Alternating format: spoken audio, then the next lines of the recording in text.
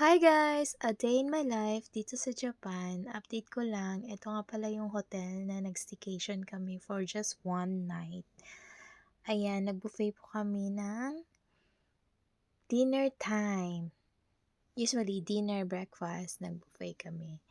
At ayan po yung mga food, maraming klase ng seafoods, tsaka pastries, may mga steak, iba't ibang klase ng noodles, may rice soup, ayan, mga dessert, tsaka merong mashed potatoes, steak, ano pa bang meron?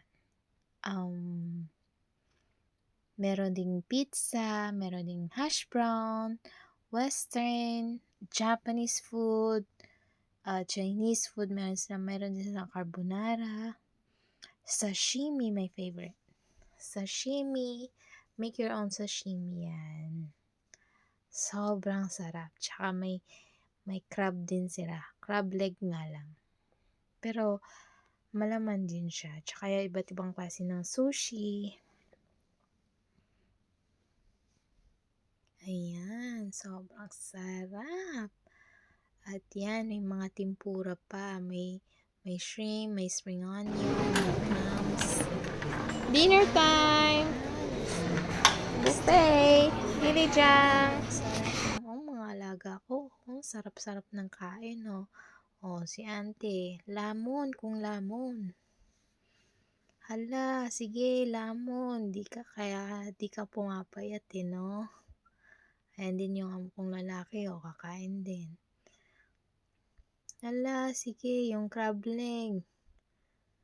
Kain pa more. Buffet yan eh. Isang gabi lang naman daw, pero yung kain, pang 1 week.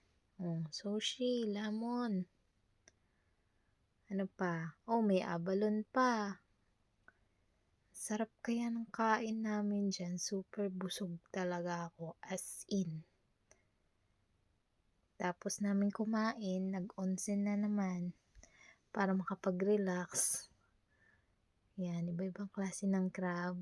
Pati yung sushi. Sige, lamon dayan. Kaya hindi ka pumapayat eh. Paano ka papayat? Lagi na sa travel, tapos kain kayo ng kain.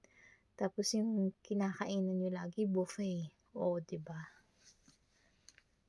Tsaka marami ding klase ng alak dyan. Ayan, tinikman ko rin yung isa. Isa lang, kasi kasama ko amo ko.